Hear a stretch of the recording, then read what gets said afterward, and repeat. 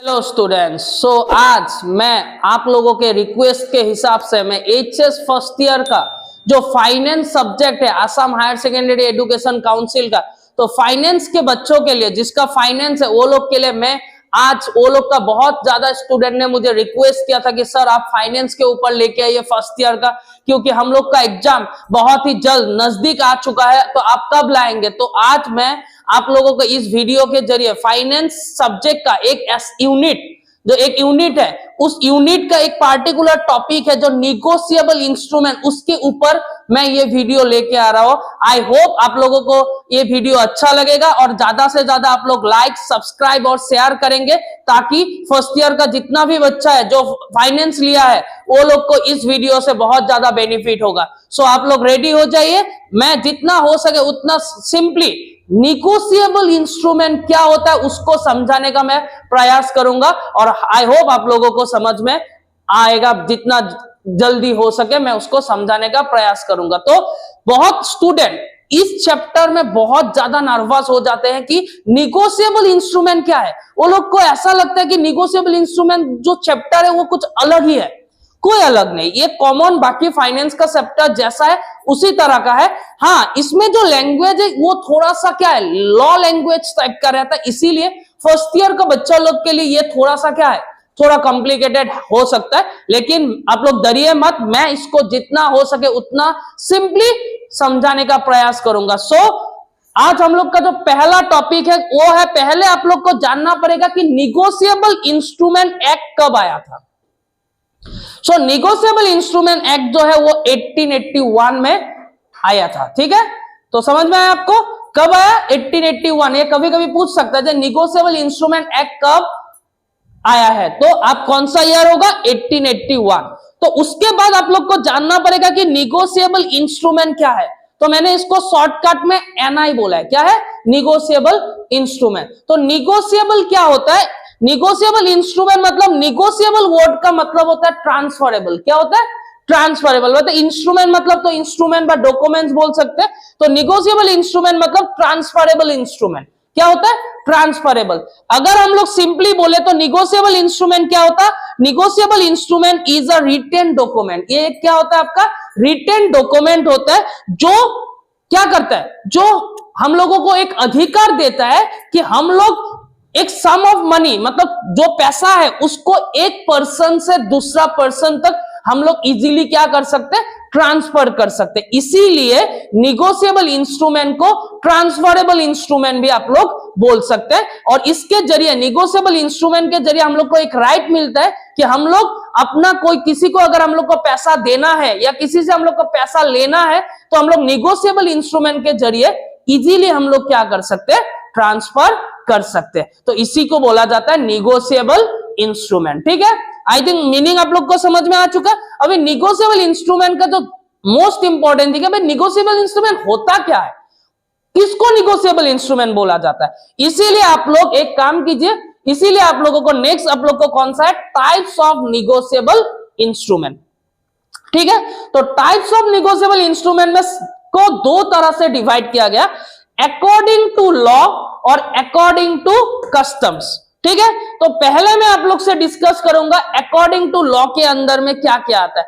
Negotiable instrument mainly according to law व according to statute भी बोलते हैं इसको। तो तीन तरह का निगोशिएबल इंस्ट्रूमेंट होता है। एक होता है प्रोमिसरी नोट जो सेक्शन 4 में दिया हुआ है, देन बिल ऑफ एक्सचेंज जो सेक्शन 5 में दिया हुआ है, और चेक जो सेक्शन 6 में दिया। तो आप लोगों का अगर एग्जाम में आया था give example of negotiable instrument, तो आप लोग कौन सा लिख सकते हैं? Promissory note, bill of exchange and cheque. Okay, clear?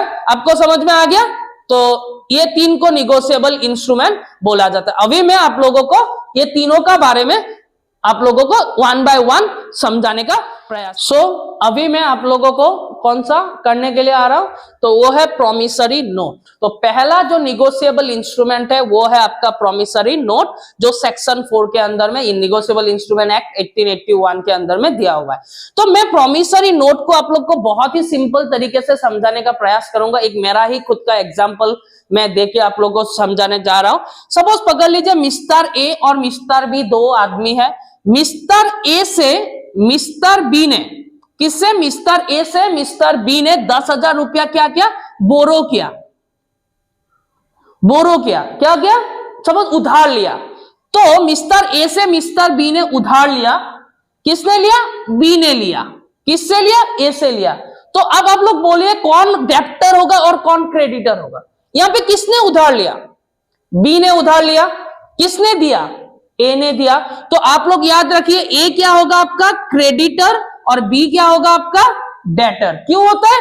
क्योंकि बी पैसा उनको देना पड़ेगा ना, मतलब बी इज लायबल टू पे, उनको देना पड़ेगा। तो बी होता है डेटर, ए होता है आपका क्रेडिटर। मतलब सपोज पकड़ लीजिए प्रॉमिसरी नोट कब बनाया जाता है? सपोज मिस्टर ए से मिस्टर बी ने पैसा लिया, अभी बी को पैसा किसको देना है? ए को देना है, ठीक है। सपोज मैं पकड़ लीजिए मैंने प्रॉमिसरी नोट मैंने ड्रॉ किया।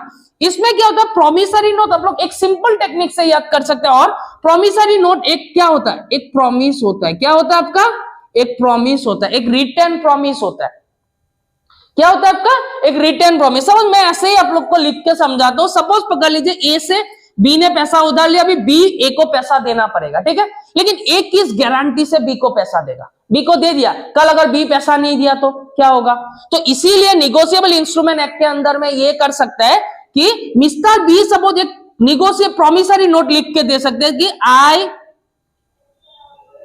Promise to pay of rupees 10,000 to Mr. A, pay to Mr. A after 3 months। ऐसे लिख के किसने दे दिया? सब मैंने ऐसे आप लोग को समझाने के लिए लिखा है, वो अलग तरह से लिखा जाता है, ये आप लोग को सिंपल लैंग्वेज में दे रहा हूं। आई प्रॉमिस टू पे, आई मतलब मिस्टर बी, मिस्टर बी ने प्रॉमिस किया कि मैं 10,000 रुपया मिस्टर ए को दूंगा आफ्टर 3 मंथ्स। भाई यहाँ पे आप डेट भी लिख सकते हैं। लिख के सपोज यहाँ पे मिस्टर बी ने साइन कर दिया। किसने साइन कर दिया? मिस्टर बी ने साइन कर दिया। और ये जो प्रॉमिसरी नोट है ये किस बी बना के किसको देंगे? बी मतलब बी हम लोग क्या बोल सकते हैं? डेटर भी बोल सकते हैं और मेकर भी बोल सकते हैं। क्या बोल सकते हैं? मतलब प्रॉमिसरी नोट जो बनाते हैं उनको मेकर बोला जाता है या डेटर भी बोल सकते हैं। तो प्रॉमिसरी नोट कौन बनाते हैं? मेकर या डेटर बनाते हैं, ठीक है। तो ये बना के बी, ये प्रॉमिसरी नोट बना के किसको दे देंगे? ए को देंगे। अभी ए इसको पढ़ेंगे, पढ़ के अगर ए को फील हुआ कि हाँ ठीक है बी प्रॉमिस किया 3 महीने बाद देंगे, अगर उनको 3 महीने बाद पैसा मिलने से भी कोई प्रॉब्लम नहीं है तो ए यहाँ पे क्या कर देंगे? ए साइन कर देंगे अपने अब खुद का करके। ये डॉक्यूमेंट्स किसके पास रहेगा? ये प्रॉमिसरी नोट किसके पास रहेंगे? ए के पास रहेंगे। किसके पास रहेंगे? ए। तो ए क्या करेंगे? ए होगा क्रेडिटर और उनको बोल सकते हैं आप पेई। क्या बोल सकते हैं? पेई, ठीक है। तो ए क्या करेंगे? ये डॉक्यूमेंट्स अपने पास रखेंगे और 3 महीना तक वेट करेंगे। जब जो डेट आएगा, सपोज यहां पे 3 महीना बाद ए क्या करेंगे? बी को बोलेंगे कि आपने 3 महीना बाद पैसा देने का बोला था ना, अब अभी पैसा दीजिए। अगर सपोज पकड़ लीजिए बी पैसा ए को नहीं पे करते हैं तो ये डॉक्यूमेंट्स किसके पास है? ये प्रॉमिसरी नोट किसके पास है? ए के पास है। तो ए ये डॉक्यूमेंट ले जाके कोर्ट में देके बी के ऊपर क्या कर सकते हैं? केस कर सकते हैं कि प्रिंसिपल अमाउंट जो 10,000 है या उसके साथ अगर इंटरेस्ट भी होगा, जब 10% इंटरेस्ट पकड़ लीजिए, जो भी है वो किससे ले पाएंगे? बी से ले पाएंगे अगर बी पेमेंट नहीं किया। क्योंकि बी के ए के पास क्या है? ए के पास प्रॉमिसरी नोट है, तो वो प्रॉमिसरी नोट कोर्ट में सबमिट करके उनके अगेंस्ट में केस कर सकते हैं। इसीलिए निगोशिएबल इंस्ट्रूमेंट एक क्या बोल सकते हैं? एक इंपॉर्टेंट इंस्ट्रूमेंट है जिसके जरिए आप क्या कर सकते हैं? आप डेटर से पैसा कलेक्ट कर सकते हैं। तो ये हो गया प्रॉमिसरी नोट जिसमें बी मतलब डेटर या मेकर प्रॉमिस करता है किसको? क्रेडिटर या पेई को कि मैं आपको certain amount of money certain date में आपको पेमेंट करूंगा।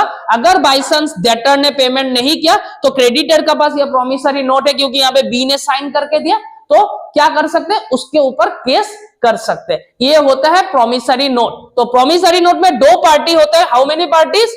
2 पार्टीज, मेकर एंड पेई। मेकर मतलब डेटर और पेई मतलब हम लोग क्रेडिटर बोल सकते हैं। सो आई थिंक आप लोगों को मैंने प्रॉमिसरी नोट क्या होता है मैंने आप लोगों को बहुत ही सिंपल तरीके से समझा दिया, ठीक है, clear.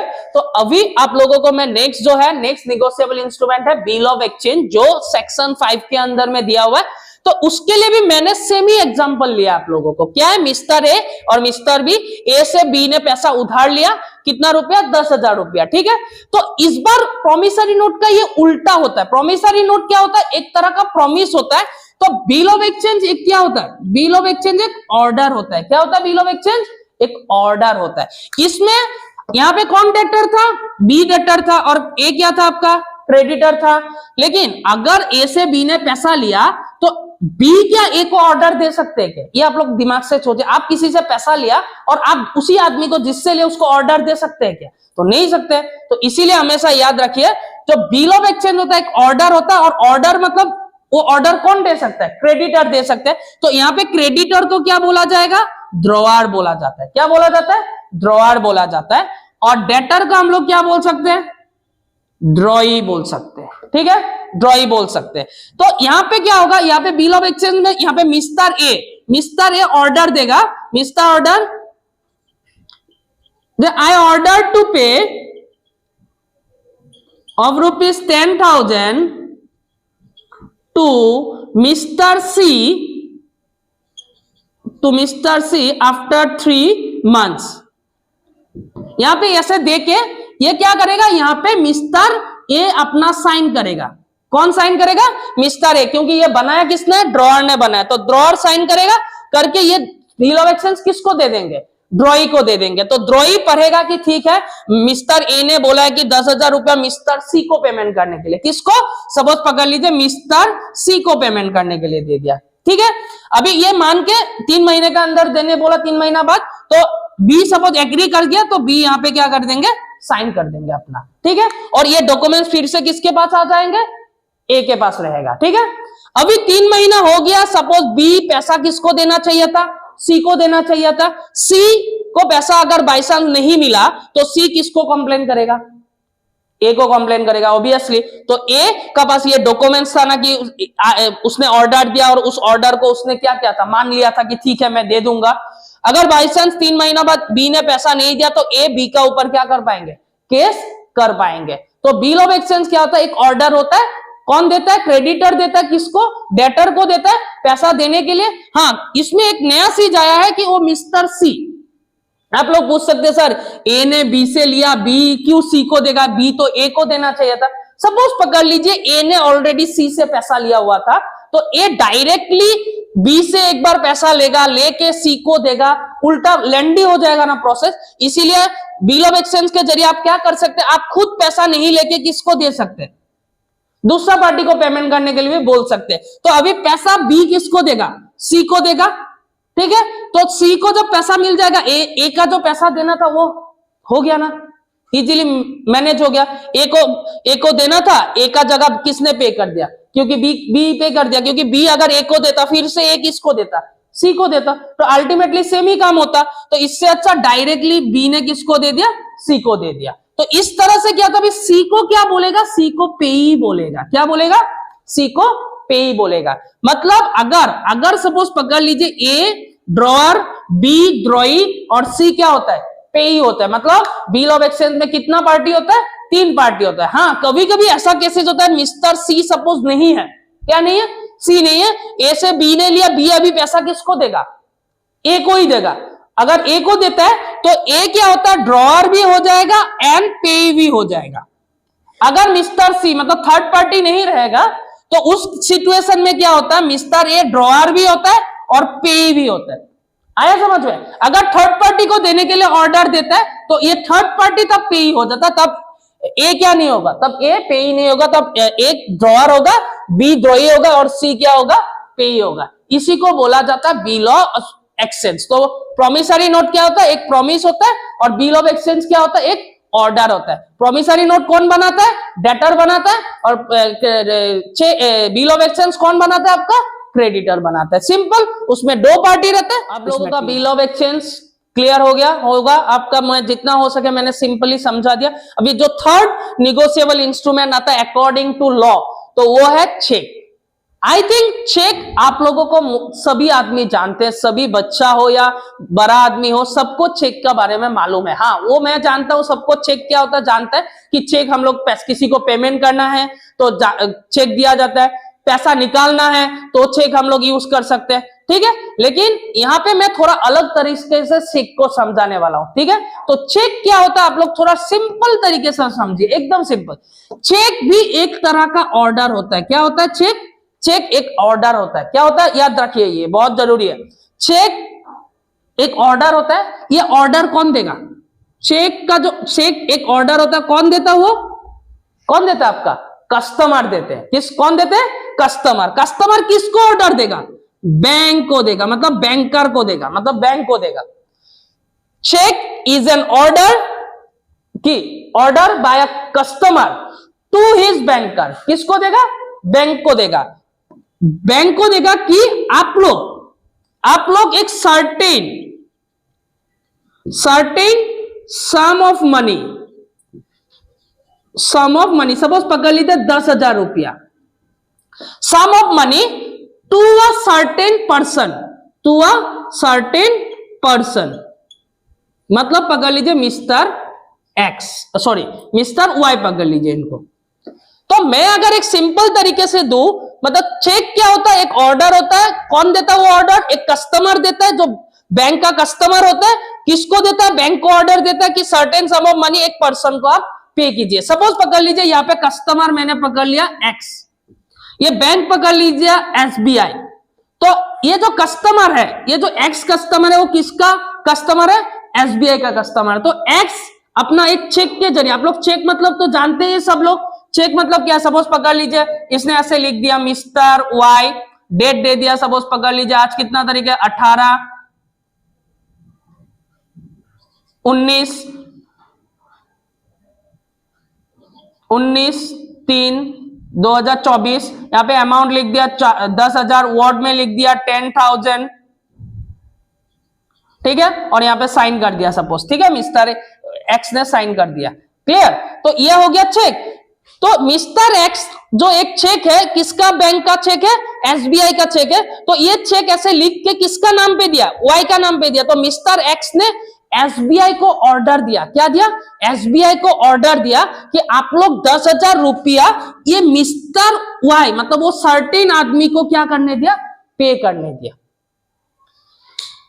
Certain sum of money to a certain person, मतलब चेक एक ऑर्डर होता है जो मिस्टर एक्स, जब उस कस्टमर है एसबीआई का, तो एक्स क्या करेगा? एसबीआई को ऑर्डर देगा कि मेरा अकाउंट से, मतलब एक्स का अकाउंट से 10,000 रुपया किसको पेमेंट करने के लिए बोला?